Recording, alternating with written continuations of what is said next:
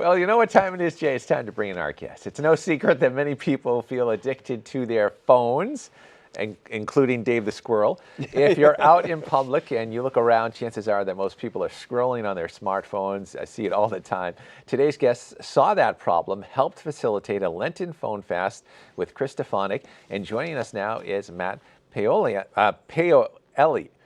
You did that better than me. I'm sorry, Matt. The VP of Marketing, the Real Life Catholic. First, thank you so much for being with us, Matt. My pleasure. Thanks for having me. First, if we can get into it, maybe if you could tell us a little bit about Real Life Catholic's ministry, and then we'll get into the fast.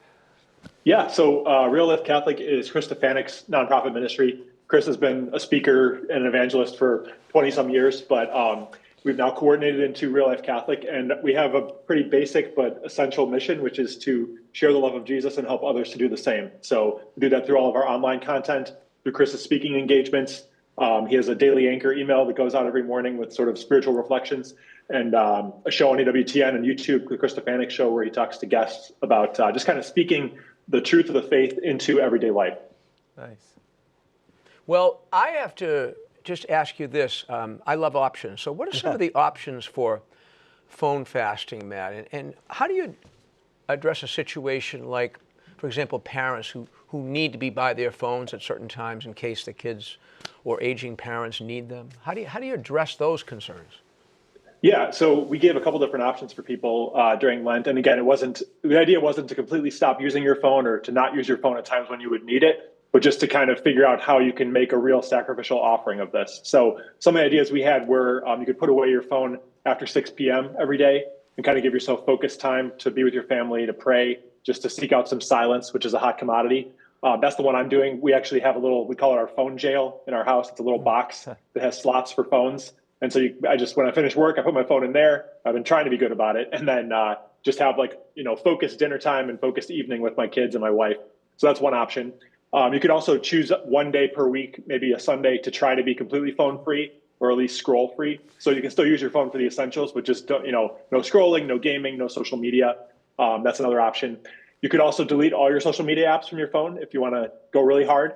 Or if you need something a little bit easier, but still somewhat difficult, you can put your phone in grayscale mode. We had a lot of people that participated in the phone fast do that, where it's just less enticing to look at photos and videos and to keep scrolling when it's in black and white. So that's a way to kind of prevent yourself from always reaching for it. I have to tell you, Matt, I think it's such a problem, phones today.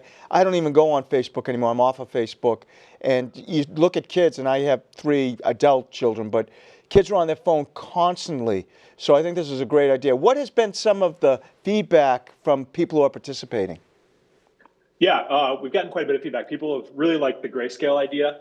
They said that's really just made things a lot easier for them to just ignore. And that a lot of the allure of it has gone away when you're not enjoying it in full color. And really just people have talked about having less stress in their lives. I think when you put the phone away, you're not constantly bombarded with current events and politics and gossip and everything that's just overrunning all of these networks. And we're just putting it right into our veins every day when we reach for our phone first thing in the morning. So people have reported a lot less stress, a lot more quality time with their family. And some of them even said that they've had their kids doing that, and it's been good for the whole family to just take a step back from this stuff. That's great. And since Lent is coming to a conclusion now, how can people discern the proper ordering of phone usage in their life once Easter is here? Let's kind of keep things rolling. Yeah, I think the hope would be that you've seen some fruits in your own life after participating in this, or if you didn't participate, hearing about it now, kind of just taking a pulse of how this is in your life. And you can't give what you don't have. So if you want children that are not addicted to their phones, you got to measure that in yourself as well and find a way to kind of step back and concentrate on what's important. And the phone is definitely not the most important thing. So kind of making time for what is important and putting everything in its right place. All right, Matt, this is the one I'm dying to ask, the question I'm dying to ask, because I'm a pastor of a bunch of parishes. So Real Life Catholic, I heard, is working on a confirmation prep program called CORE. So yes. What can you tell us about this? Because I'm very excited for something new. Yes, we're all very excited. So Chris Stefanick is writing a new confirmation prep experience for today's teens, and it really leans into the idea that teens are all born. They're all born with smartphones, basically. This next generation Gen Z and Gen Alpha, they grew up with this technology. I'm sure you all saw the headlines of the social media addiction case that just went through in Los Angeles about how now Meta and Google are culpable for basically making their products so addictive for young people. And we've all seen that in people in our lives. And so this is the first confirmation prep program that will be developed since the dawn of the smartphone in young people's hands. And so we're leaning into that, and we're doing it in a format that hopefully teens will really be able to resonate with and enjoy the experience and really take it to heart and have a way to know what their true identity is, which is they are beloved children of God, not the messages that they're hearing on social media and all of the things that are making them have all these questions. We want to give them the right answer to all these questions of identity. Is there a special module for the bishops who do confirmations in this new program, Core? We could talk about that. Yeah, you might want to put that in as an appendix.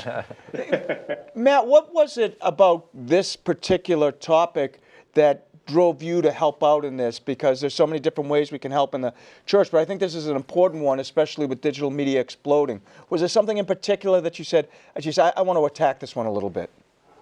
Yeah, well, I think as we were developing Core, that was really the impetus for the Phone Fast. We kind of tried to have the 3 pillars of Lent, so prayer, fasting, and almsgiving. And the fast was the Phone Fast. The prayer was to pray for the next generation and for all the people that are going to use Core and just the next generation of the church in general. And then the almsgiving, we were asking people to support the Core project. We're raising $2.1 million for the production of this. We just started production last week, actually. Chris recorded the first couple of videos for this. We've got about 1.8 million raised. So we've had some very generous donors helping us out throughout Lent to get to our goal. That's awesome. Well, where can people learn more about all the great stuff going on with Real Life Catholic?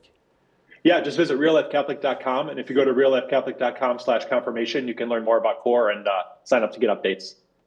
Well, thank you so much, Matt, for being with us today, and keep up the great work that you're doing, and happy Holy Week.